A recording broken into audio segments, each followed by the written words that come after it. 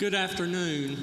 I'm Jack Rayner. I'm one of the stage captains for the Decatur Book Festival presented by Emory University, and we are very glad that you are here.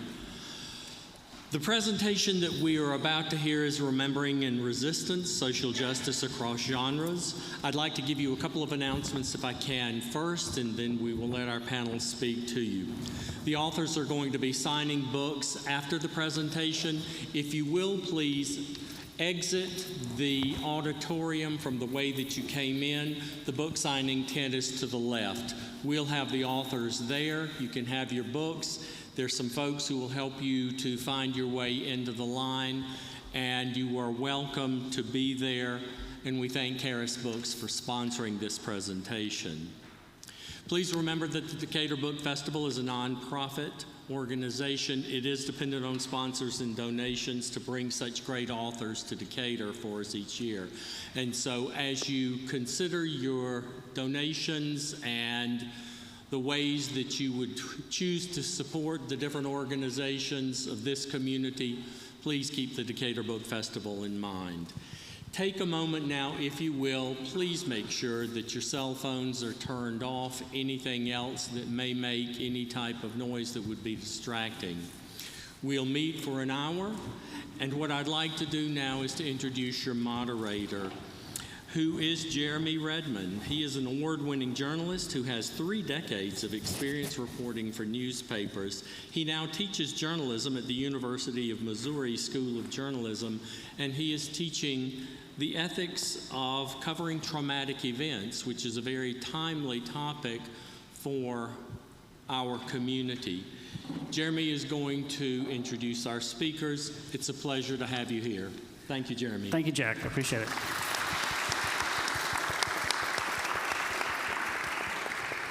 Good afternoon, everyone. Thank you for being here at the Decatur Book Festival. This is my 8th year volunteering at the festival.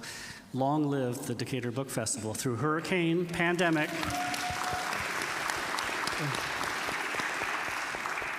these are my people, these are my kindred spirits, so I'm glad to be here. So I want to cover a couple of housekeeping matters first before we introduce our authors and get started with our discussion.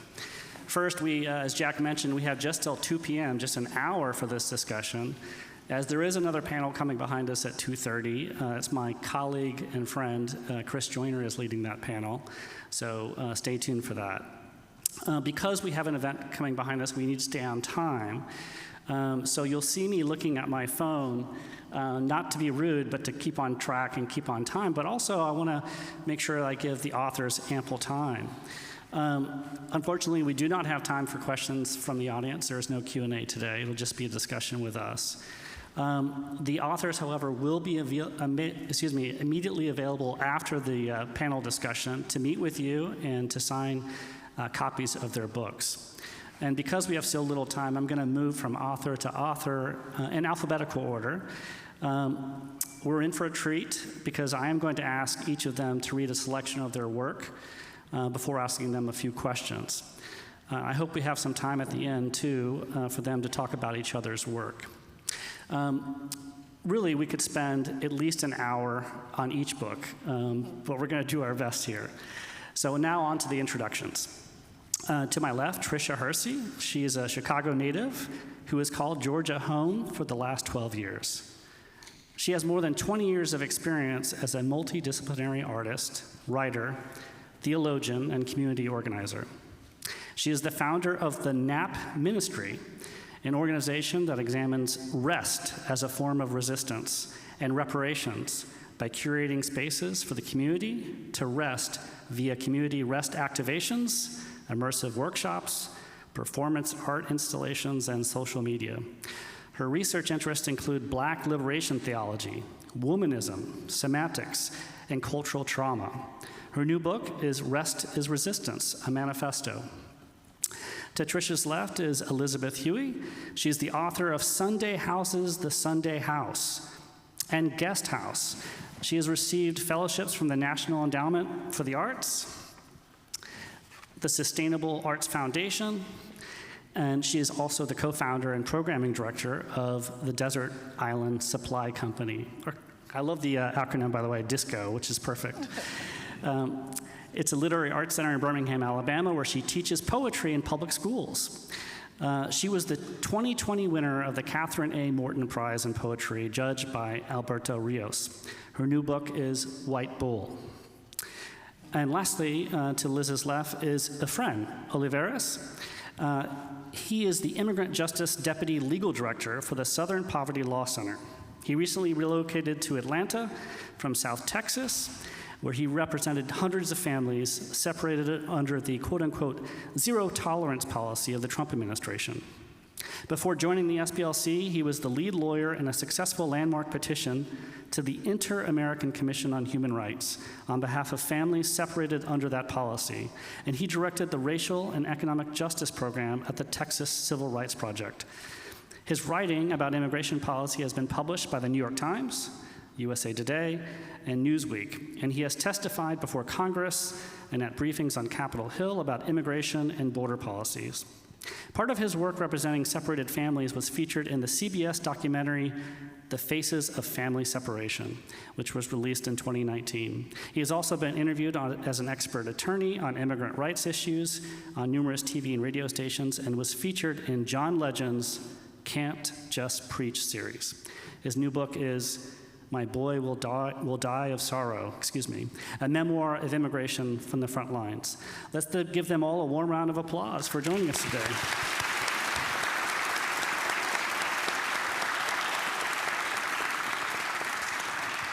The authors will be reading selections of their work, so it is perfectly acceptable and great to hear applause after those, so I want to make that note.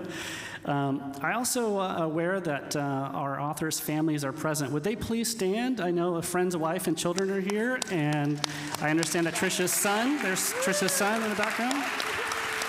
Yep.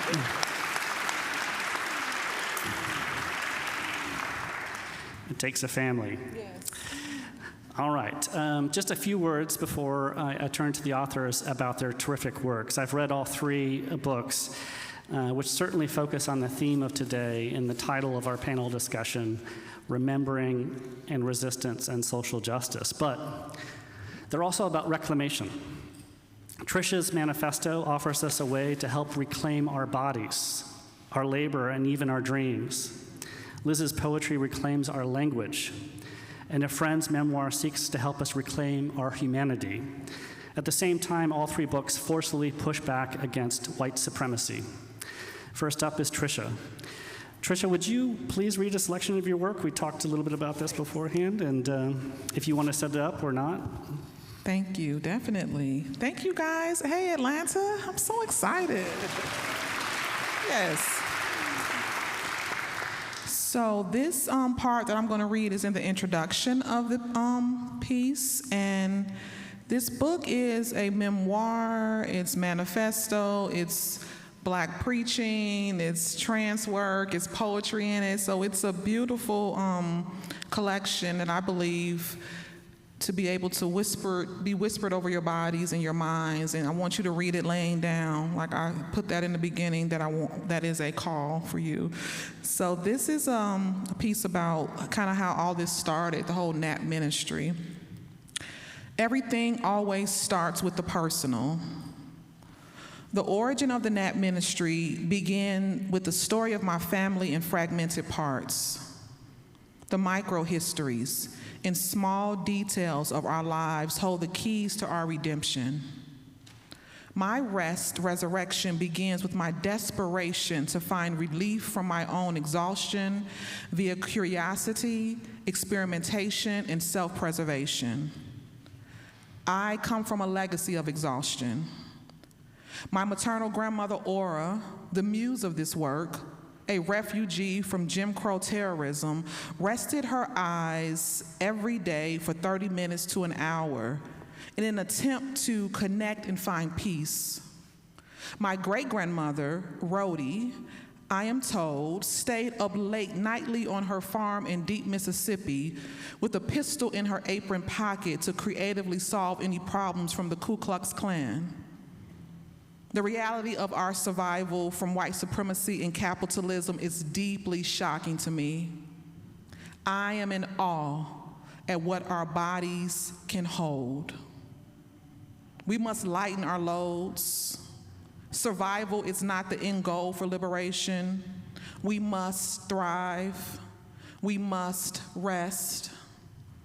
As a child, I would watch my grandmother Ora as she sat on her plastic-covered yellow couch and meditated for 30 minutes every single day.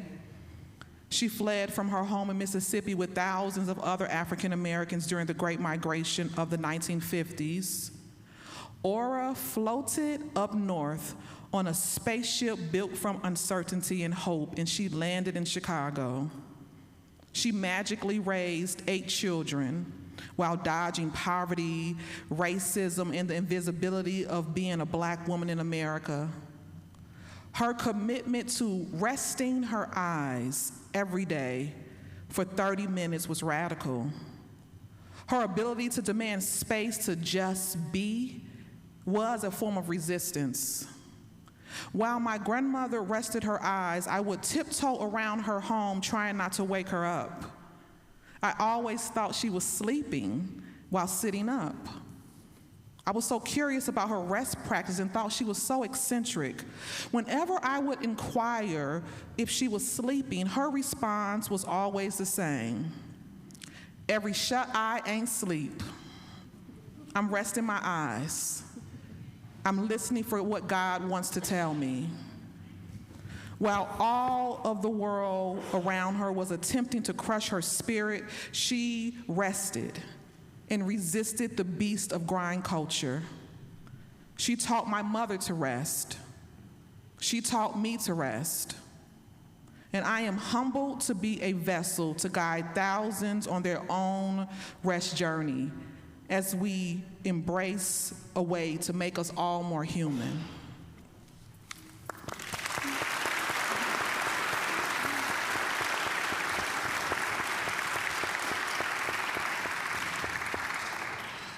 Wow. I'm hearing a lot of things in that. Hearing poetry, I'm hearing memoir. But when we talked this week on the phone, you talked about and emphasized that this is a manifesto, a political movement.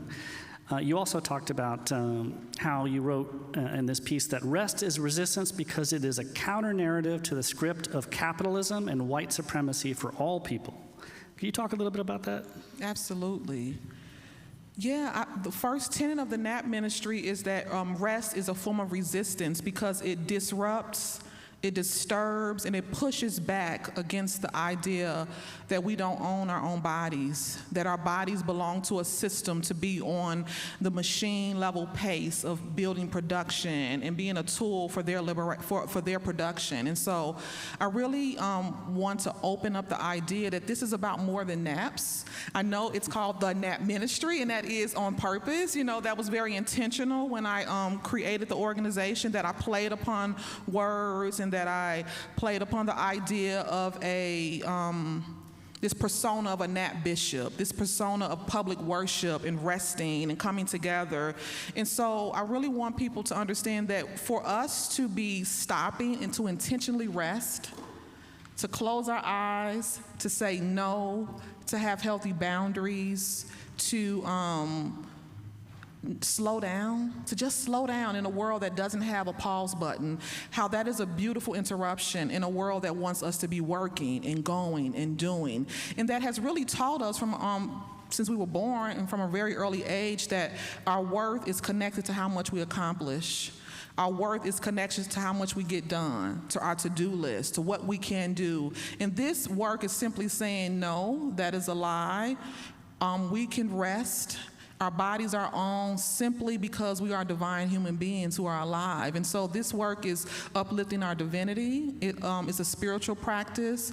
It uplifts a deep politics of refusal. So that's where the politics and the social justice, this is a refusal. You know, my grandmother could have not been doing that and resting. She could have just kept going, working 2 jobs, raising all these children. But for us to just intentionally, collectively say no, even for 10 minutes, even to stop the grind of the beast of grind culture for 5 minutes, 30 minutes, an hour, a month, you know, whatever way that we can, that is a political refusal. Thank you for that. The other thing we chatted about this week that I'm absolutely fascinated by is the passage in your book where you describe the hidden history of the African Maroons. Explain that to us and who they were and why they're important. Yeah, I mean, the Maroons of North America.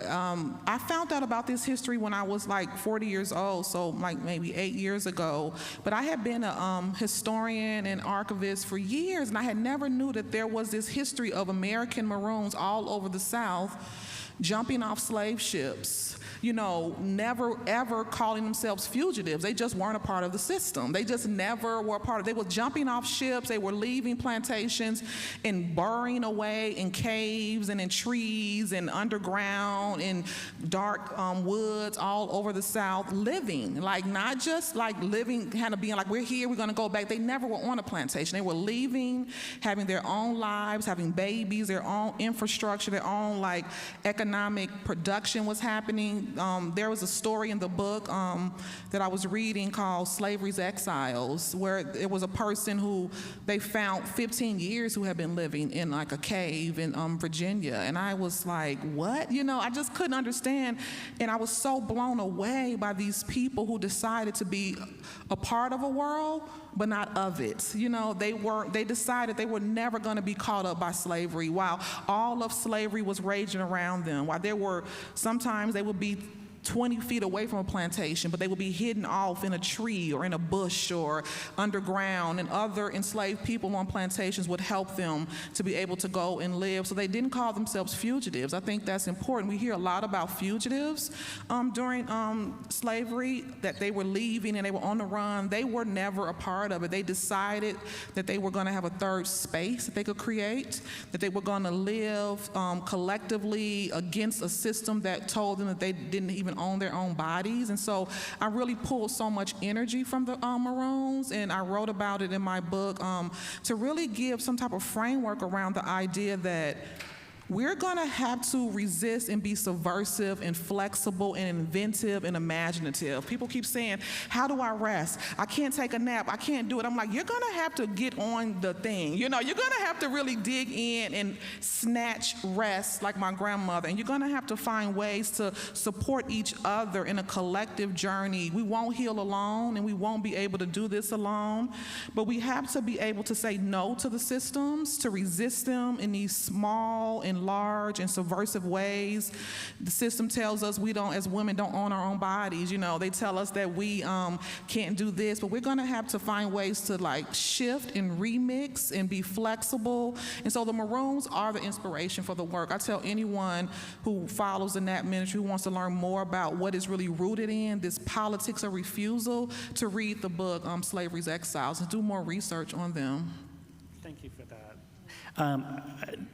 A powerful theme in all three of your books, by the way, is about grief.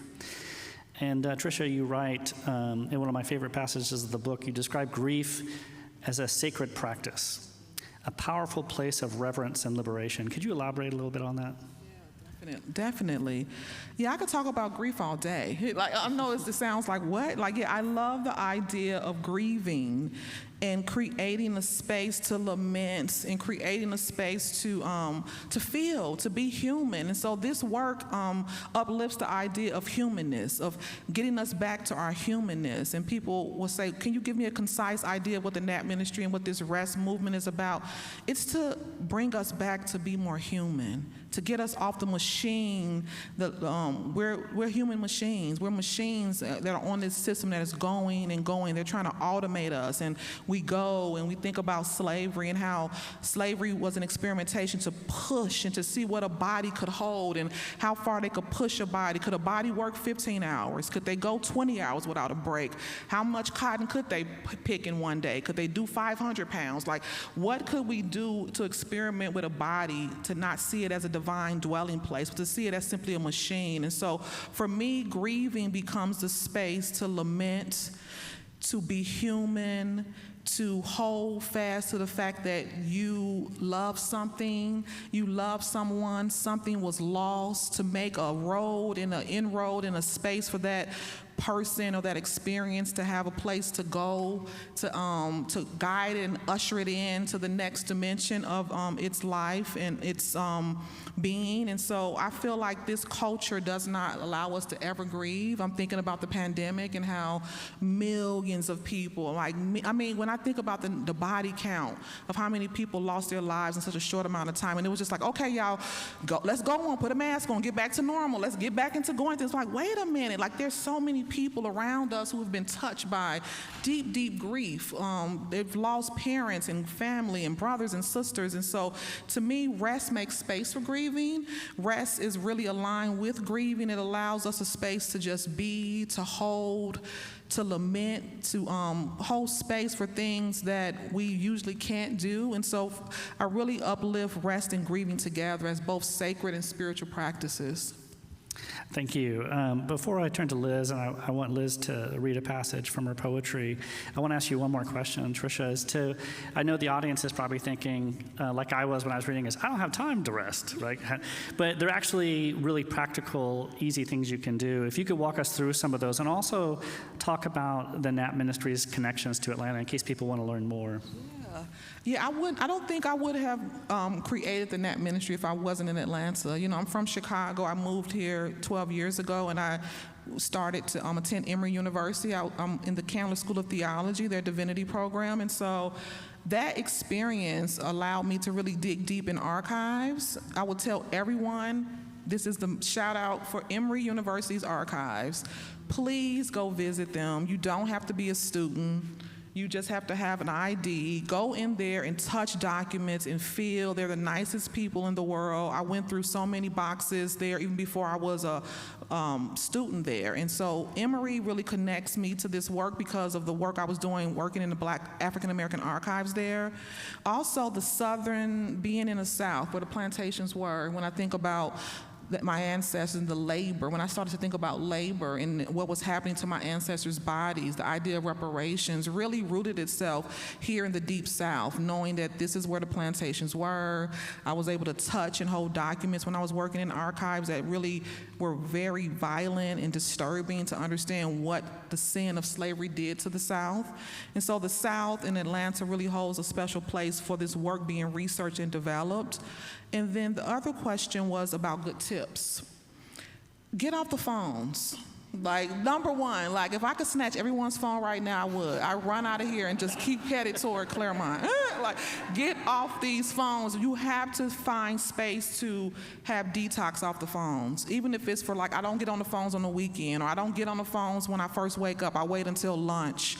I'll be doing a 30-day Sabbath in November. I do it every year where I get off all phones, all email, work, and so you're gonna have to craft space to really begin to balance technology. I believe technology and the addiction to it, the obsession with it, is really driving us towards disconnection and deep, deep exhaustion. And so I tell people, pull out your calendar, find dates where you can just kind of mark off, I won't be on the phone, find times and moments, find rest days that you can actually place in there, and begin to start to understand boundaries, like beginning to build your own healthy boundaries, and also upholding others' boundaries. So if a person tells you, no, I can't do that, or I can't, respect that, you know, and like just really begin to deepen into the idea of slowing down.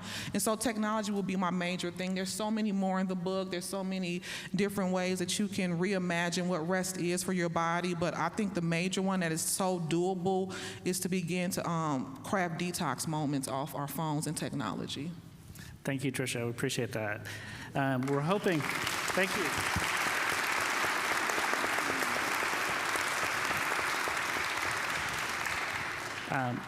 Thank you. Liz, would you mind reading one of your poems for us? We'd love to hear it. And if you want to set it up to you.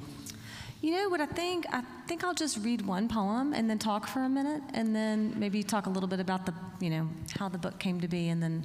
But thank you, Tricia. By the way, I have been following the NAP Ministry since the pandemic, and I think, it's really powerful work, and just we're so stirred up so much of the time. And to the point where you want to act, but you're not sure how to act or what to do, and being told that first you need to be rested is, just such an important place to start, because it's something that we can do first, and then hopefully the answers will come. So I'm excited about your book. I'm excited to be sitting next to a poet. I love the poets and poetry, please. And I lost my place. Hold on just a second. Can y'all hear me okay? Do you know what page the missing is on? It was the missing. You can get in there and look. I got so excited. I have my poems, my favorite poems marked. I got it. Thank you. Thank you. Now I'm still going to have to turn the page. Okay. The missing. We wake into a new time zone when everything black has already left and the leaves have received their threaded details. There is no place in this morning to kiss when there isn't even a morning anymore. So bright this lunchtime. Clean plates shining on us like headlights from the table. Turn it all off, please. Draw sunglasses over our eyes. This feels not like grief, but like the word for grief in a language we don't have. A word for when two griefs are carried in the same year and make another baby grief. I don't miss the way things were, yellow flower with lipstick on your teeth.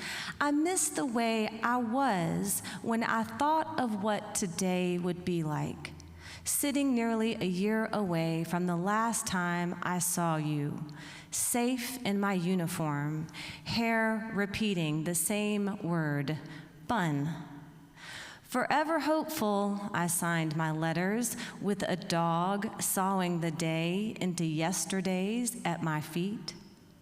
I call out what is supposed to be a name, but is a whole body of children.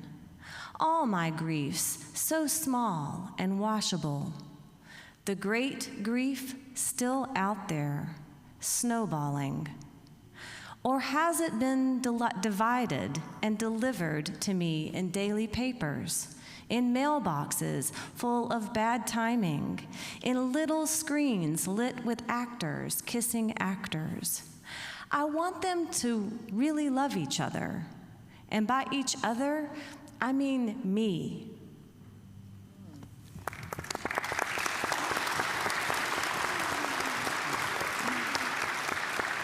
So a little bit about White Bull, which I hear is also a fabulous Italian restaurant here in Decatur. This book is composed entirely of the words pulled from the public statements and letters of Bull Connor. If you're not familiar with Bull Connor, he was the Commissioner of Public Safety in Birmingham during the Civil Rights era. He is the man behind the fire hoses and the German Shepherds that you see in those iconic photographs of that era in Birmingham. I want to be clear, I'm not here to sanitize Bull Connor in any way. That was not my intent. I am from Birmingham. I drove from there this morning. And I grew up in Birmingham, or the white suburb of Birmingham. I left to go to college and swore I would never come back. But I did. I had a family, married somebody from Birmingham, and moved back into the city. So instead of moving into the suburbs, we live in a little bungalow neighborhood right near downtown. And I quickly realized that Bull Connor had lived in my neighborhood. And he went to church across the street from Disco, which is the literary arts center that I started with my husband, where we now teach in the schools.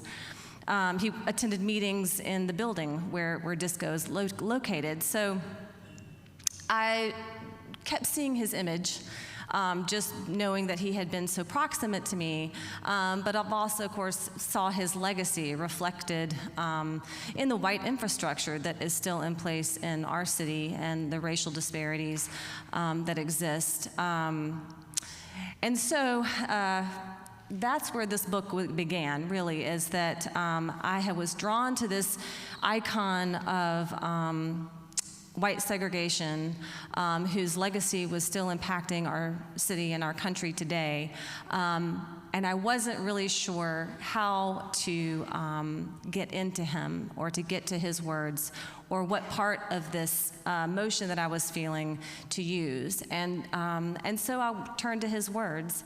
And my question at the beginning was just, can I take these words that were wielded in power for so much violence, can I take them and reuse them for art?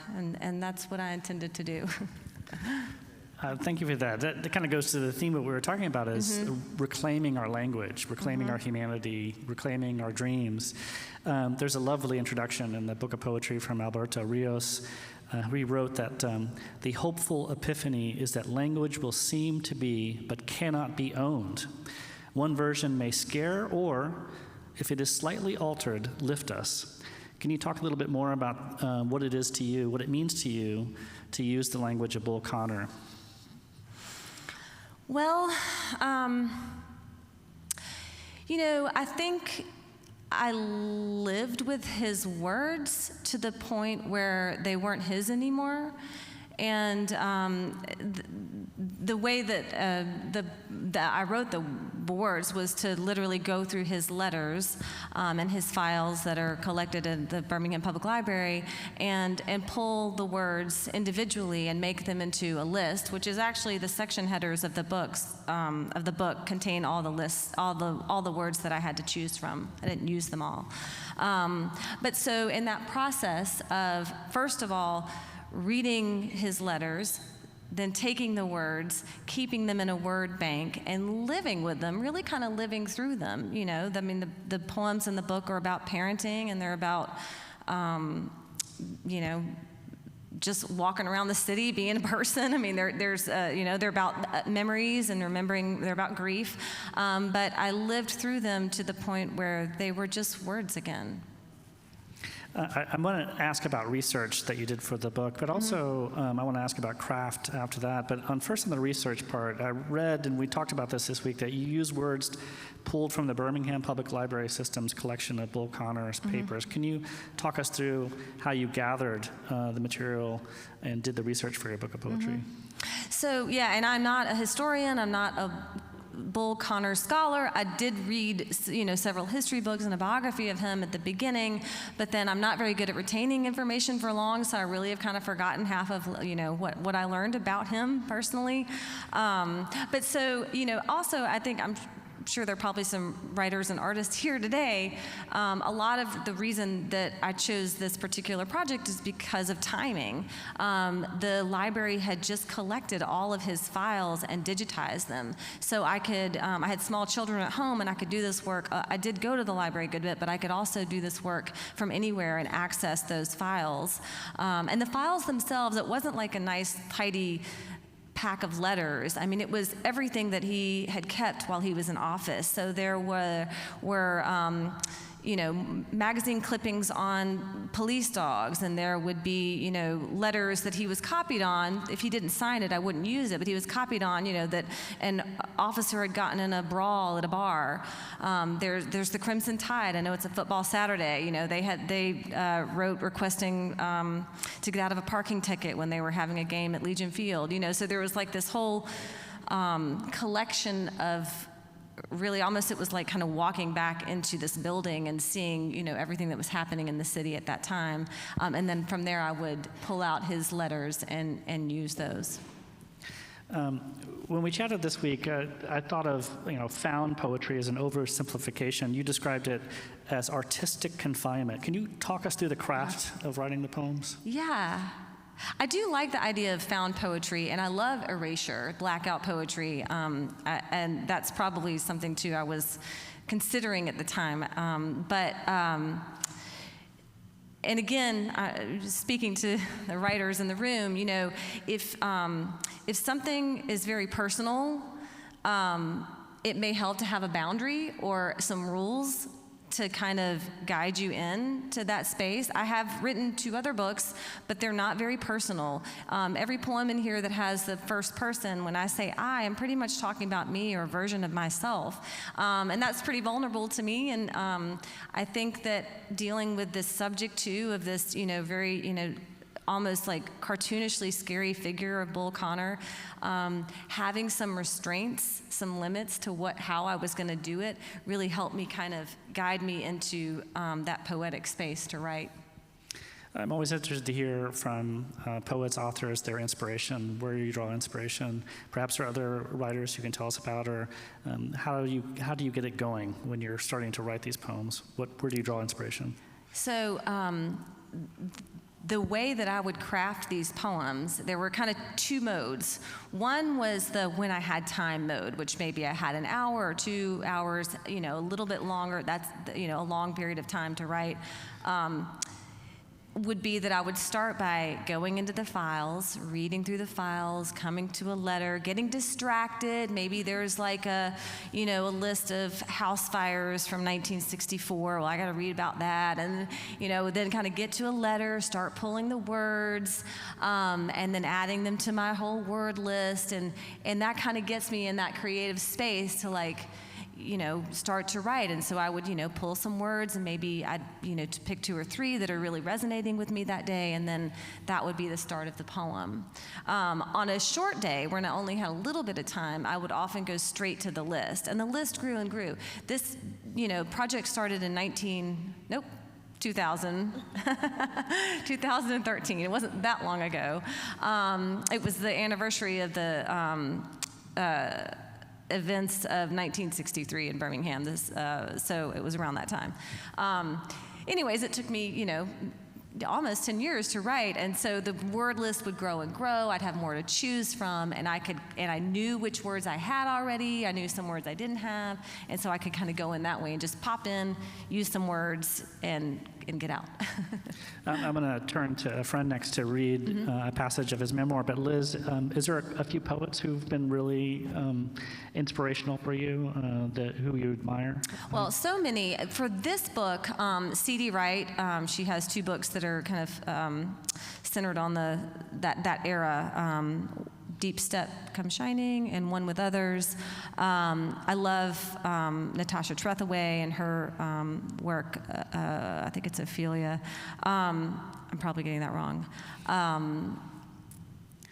Harriet Mullen has a book, not Sleeping with the Dictionary. It was Recyclopedia, where she had wanted to write about Gertrude Stein, and was drawn to her, Gertrude Stein's syntax and things about gender, but was also kind of turned off by some of her, things she had written about race.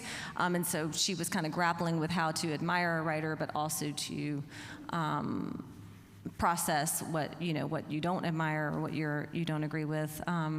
There's so many. It's hard to think off the top of my head, but there's just a couple. Yeah. Thank you very much, Liz. We appreciate it.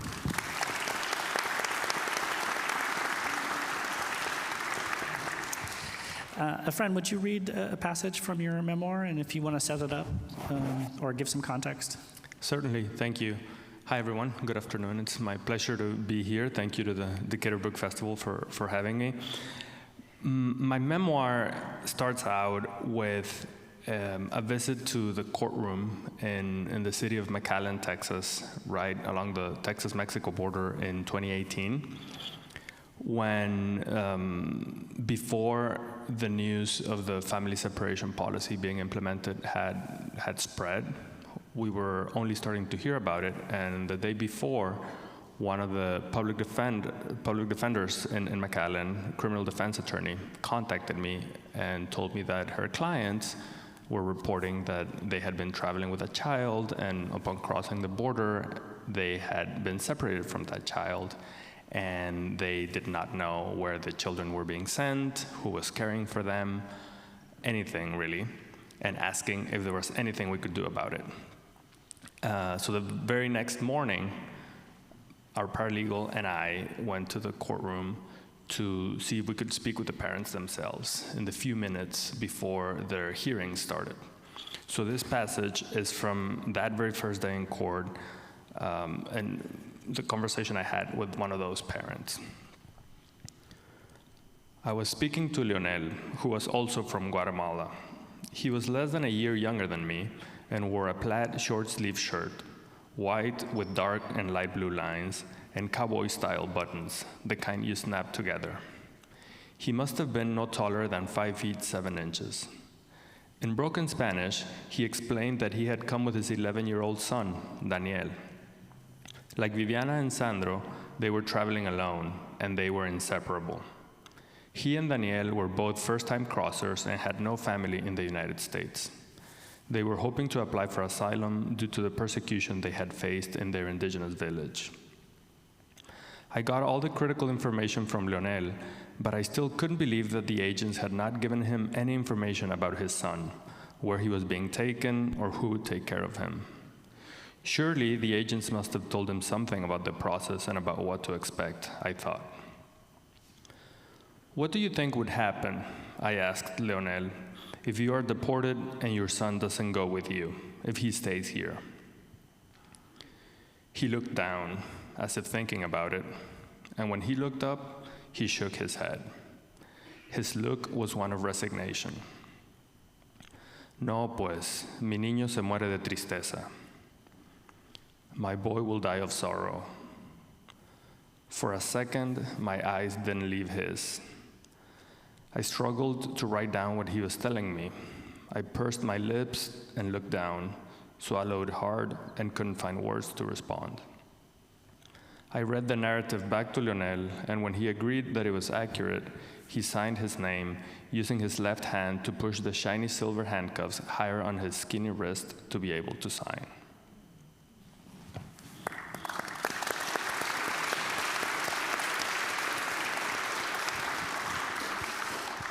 Hearing you read it is even more powerful. It hit me in the stomach when I read it to myself, but to hear you read it is very powerful. I have 2 children, so I can't imagine. We talked this week, Efren, and you emphasized about the immigrant experience, that it involves family separation regardless, and you write so eloquently of your own experience as an immigrant. Could you talk us through that a little bit about the immigrant experience, the separation that they endure? In the summer of 2018, and I'm really connecting to Tricia's message because that month of the family separation crisis at its height is a blur of adrenaline and caffeine and no rest. And I have some thoughts, so I hope we can get to connect. Thank you for your remarks. I am an immigrant myself. I came to the United States when I was 13 years old. My father had come first. When I was 9, he moved from Mexico to Texas in search of work, while my mother, my siblings, and I stayed behind. And never in my life, much less that summer, did I consider my experience a type of family separation, or did I think of it as particularly difficult. I guess when you're 9 years old, things are what they are, and it's kind of the hand that life deals you, and you just deal with it. But many months after that summer is when I started reflecting that I suppose it was hard not having my dad around at the dinner table, or for significant school milestones, or when a medical emergency came up. And even thinking more about what it was for my mother to be behind with my younger brother and I in particular, raising us by herself, waiting for the next time my father would be able to visit, that I found that parallel between my experience, and I want to be clear that I don't think of being apart from my father for 4 years and seeing him only occasionally as even coming remotely close to what my clients went through in such a violent and torturous way. But the experience of being separated from something is by definition part of migrating. When you move to even to another city, but especially to another country, a faraway place where there's a different language, a different culture, by definition, you're separating yourself from something, and very commonly also from someone. It may not always be a parent or a child, but it could be a sibling or another loved one.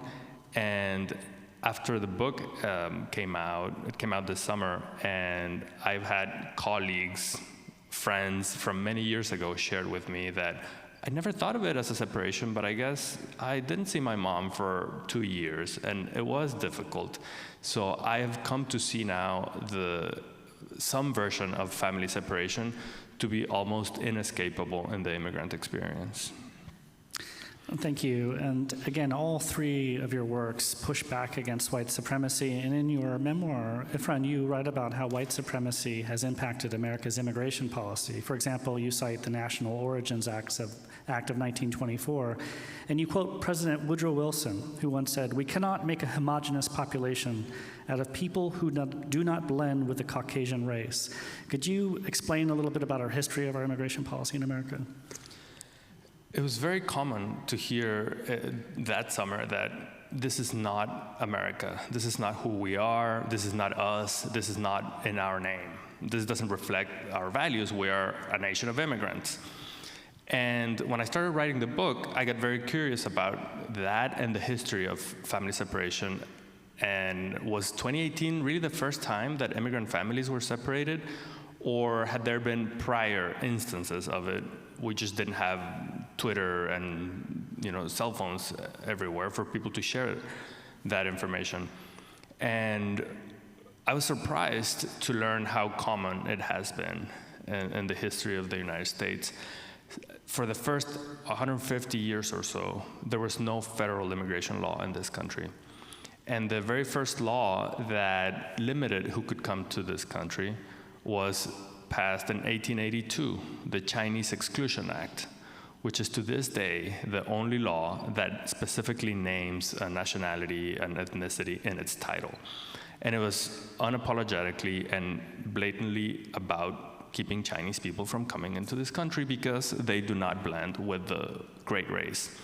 In the early 1900s, with the influx of Irish refugees, Italian refugees, and even Jewish refugees, many of whom were not considered white at the time, the discourse at the time, the legislative history from those years is explicit, using eugenics and other similarly now debunked and racist theories to oppose allowing immigrants from races other than white from entering the country.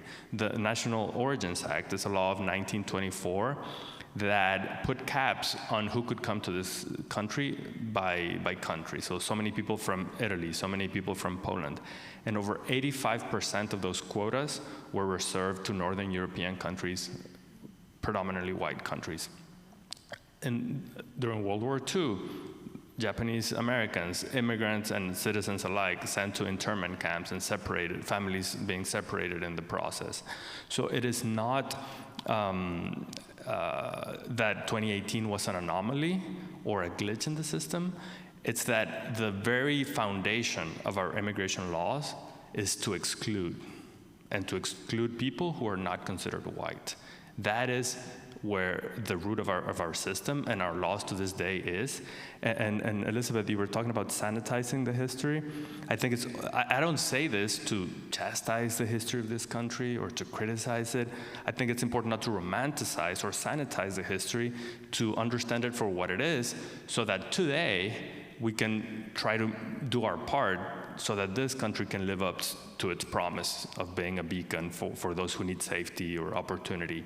I believe in that promise. I work to try to do my part to make this country closer to that promise, but I do think it's important to not romanticize what has come before.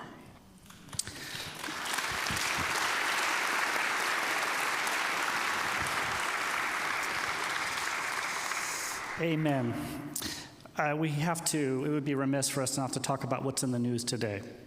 We've been reading in the news how Florida's Republican governor has flown Venezuelan immigrants to Martha's Vineyard. I'm interested to hear, Efren, if you could talk a little bit about, to what extent, what's happening to South and Central American families, bringing children to the southwest border now. And I think it could be helpful to compare that to the experience of Ukrainian refugees and the experience they're having coming to America. It is so stark, and it is such a reminder that this is not an issue of 100 years ago or 150 years ago. It's an issue of today.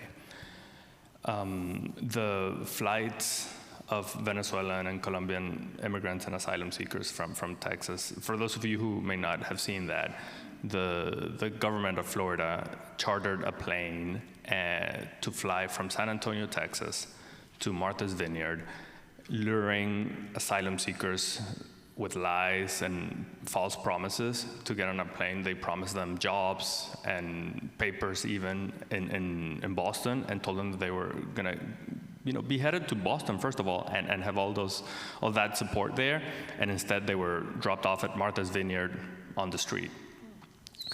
The Texas governor has been sending people by bus to New York, DC, Delaware, Chicago.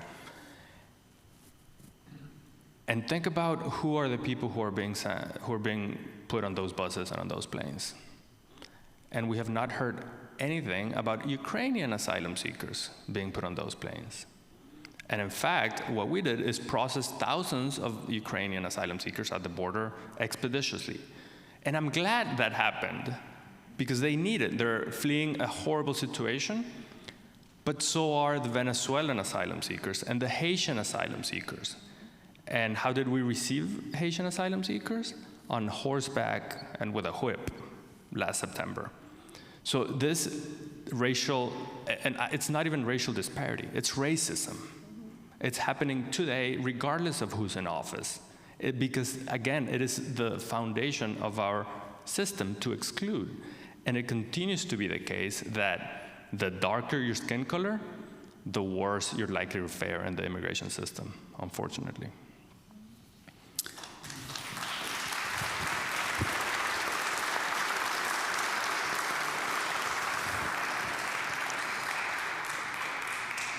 I want to ask one more question before I turn it over to all three of you for questions for each other or comments about each other's work.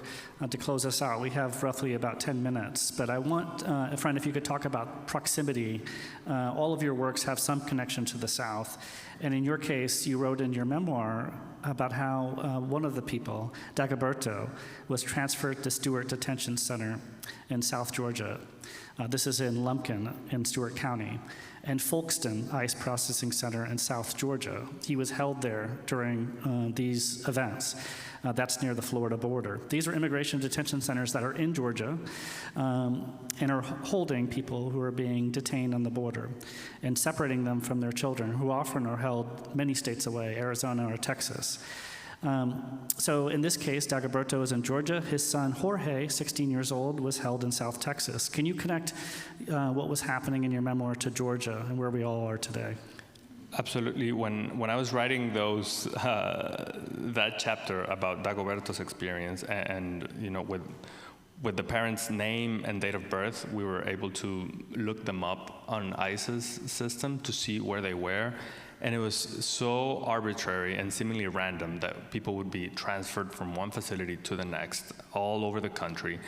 And at the time, I had no plans of relocating to Atlanta, and little did I know that one of my clients was here in Lumpkin and in Folkston as well. And that practice of sending parents, we had a mom separated from her 11-year-old son, and the boy stayed in South Texas, and the mom was transferred to Seattle. This network of ICE detention facilities that is all over, and in the South in particular, in places like Louisiana and Georgia, the carceral infrastructure that is a remnant of slavery and Jim Crow is now being used to incarcerate immigrants. In Louisiana in particular, there was a significant criminal justice reform in 2019 that led to the release of hundreds and thousands of low-level drug offenders, the majority of whom were black. And jails were emptied, and right behind those came ICE and filled them up with immigrants. So the infrastructure is a critical piece in Georgia as well. Stewart is one of the largest detention centers in the country. The Irwin County Detention Center, which thankfully closed or is no longer detaining immigrants in Ocilla, is where a year and a half ago, immigrant women were subjected to abusive medical procedures without their consent or even knowledge. So this is not an issue only of the border. This is an issue very much present here in Georgia as well. And again, one of the reasons it is so hard to combat is because the infrastructure is so ingrained, right? If they were making money detaining like one group of people, if those are gone, they'll see who else they can detain.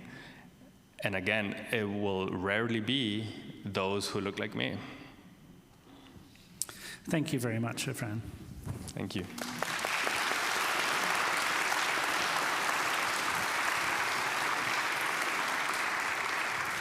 Now I want to turn to you all. If Liz and Tricia have comments, questions about each other's work, things that struck you that you want to elaborate on or we've omitted in our conversation, please. Go ahead. Can I ask a question of Tricia? Yeah, of course, Efren. It's a plea for help. So one challenge that I face personally and a lot of my colleagues face is in doing this kind of work, whether it's immigrant justice or racial justice, any type of social justice work. I'll speak for myself. I have a hard time seeing it as only a job. I'm not selling widgets, right? So it's very hard to turn off. It's very hard to say, okay, it's 6 p.m., I'm done, because I view it as so important.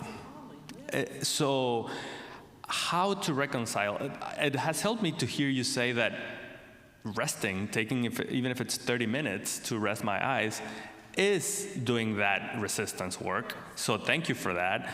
But how else would you recommend, given the size of the challenges that we're trying to combat, how can we have the luxury of rest? How can I tell my team, take a day, it's fine, when the attacks, when, let's say, the other side doesn't appear to rest? Yes, this is the question. You know, this is the center, this is the heart of this work is, I talk about in the book, I was raised by an activist. My dad was an activist, union organizer, deep activist in the Black community, and he killed himself just overworking. And I talk about myself as being an activist and how a calling on my life and how I train activists all over the country, and they always say to me, how can we rest when the empire continues to rage on? Like, how can, I was working with some abolitionists a couple years ago, and they were like, how could I take a break when they're building new prisons every single day? Like when you speak about the incarceration. And what I want people to begin to slowly do is to slowly begin to understand that the idea of resting and what you think resting is has been given to you by a capitalist white supremacist system. And so, therefore, thank you. Therefore, you really don't know what resting is, and you're not being able to uncover what resting really is able to do for you. I believe that resting is a generative state.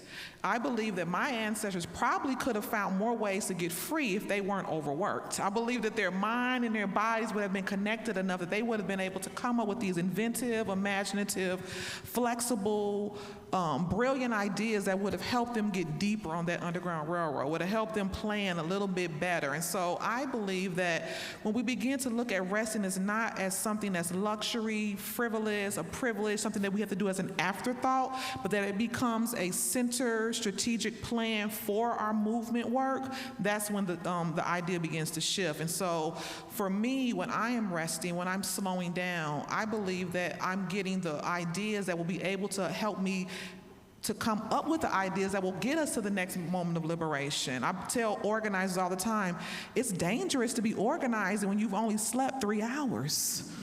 You're making your brain, the neurology of that is what's happening on the brain level.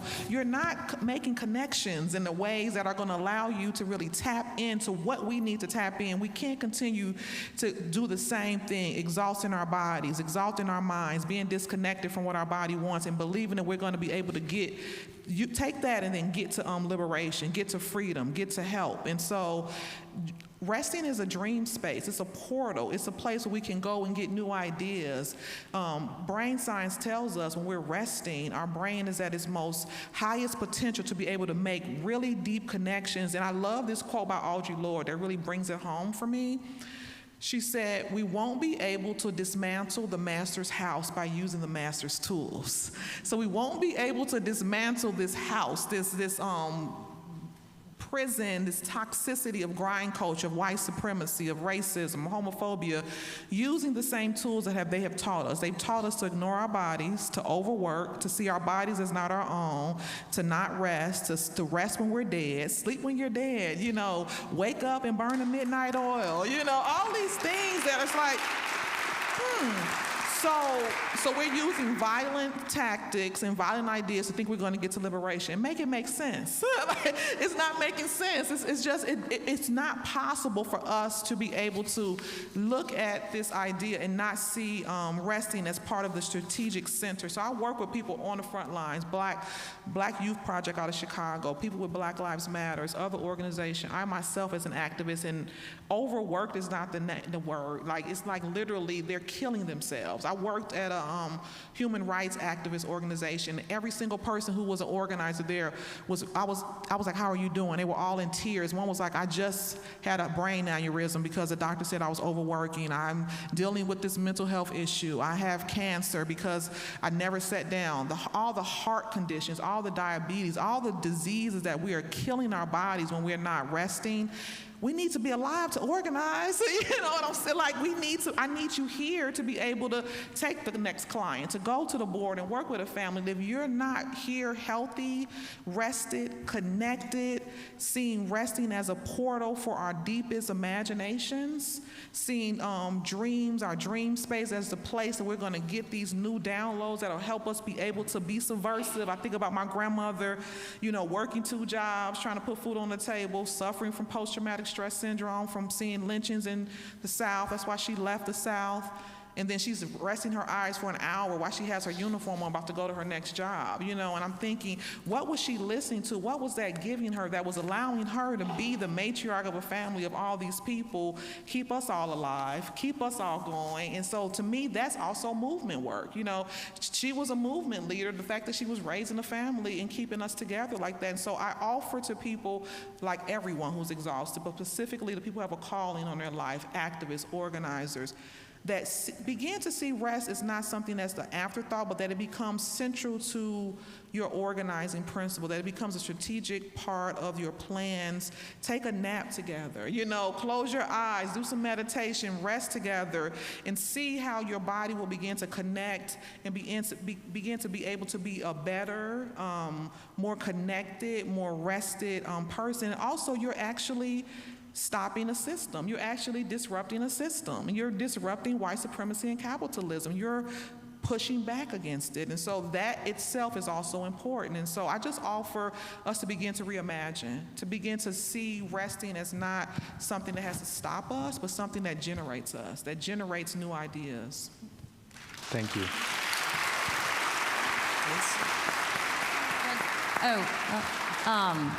Yeah. Yes to all of that. And related, something you said earlier about just turning off your phone is just that realization that when we're even just listening to a podcast, we're consuming, and that we're just constantly consuming, and when we think we're entertaining ourselves, it's still part of that, capitalist, structure that's just taking it in, and to think of that, rest is like a moment of not consuming, is. I think about this quiet quitting that's happening. You've been hearing about the quiet quitting movement. That's happening. Clap it up for the quiet quitting movement. I'm with that. I've been doing that. I've been on that. We've been doing that. But I think about my ancestors on plantations. I read about them slowing down production, on days when they were like, we're going to secretly tell each other, I know we got to pick these many pounds, slow it down, go slower, go and be subversive and rest a little, can you, instead of 500 pounds, can you do 100, and I'll help you pick up 2 tomorrow. So all these little subversive, underneath, imaginative ways. I'm really interested, though, in your book, in this poetry, in the idea that this word bank. how big was the word bank? Like how So much? it was about 2,000 words by the end. Okay. But I didn't use all of them, so it just kind of grew and grew the more I read. And I would have kept going. Like I probably could have done this forever. It probably wouldn't have been good for my health. But I did not read all the letters. I didn't, You didn't read. Were there documents when you were in the archives and reading his things that were memos or specific things that he was saying that was pushing these policies forward? I'm interested. Oh, sure. Was it that type of Lots on closing the public parks. When it came to the time of for parks to be integrated, he just shut down the swimming pools and the parks, and that was all disturbing, but not that surprising because I knew that part of the history. I think one of the most disturbing things that I would come across in the files were the handwritten notes on a pretty little floral stationery that thanking Bull Connor for his work, and because it reminded me. I mean, it looks like something that your grandmother would have written you a little note on, but it reminded me of the whole kind of white infrastructure that upheld Bull Connor, that it was a whole network of people, and it was part of this, respectable white community that was holding him up. Everybody can demonize one man who needs to be demonized, but there was a whole culture supporting him, and seeing those kind of messages come through, and just being again, it's like I always think I knew it was there. We were talking about that with Efren's book is really amazing, by the way, and the stories are. It's hard to hear. It's hard to hear the stories of families being separated. But, it's the same thing where you just, it's happening, it happened, but you can't quite picture it, until you're told. And so, that was part of the process. Mm-hmm. Thank you all. This has been a fascinating conversation.